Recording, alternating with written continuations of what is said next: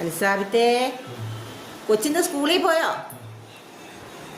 അൽസാബിത്തിൻ്റെ school വിട്ട് വന്നിട്ട് കുളി കഴിഞ്ഞിട്ട് ചായ കുടിക്കുന്നതാണേ.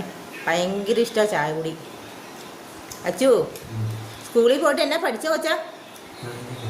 ആയോ? ആയാണോ കൊച്ചു പഠിച്ചതാ? ചായ എടുത്ത് കുടിച്ചോ. അച്ചു നോക്കിക്കേ കൂടെ.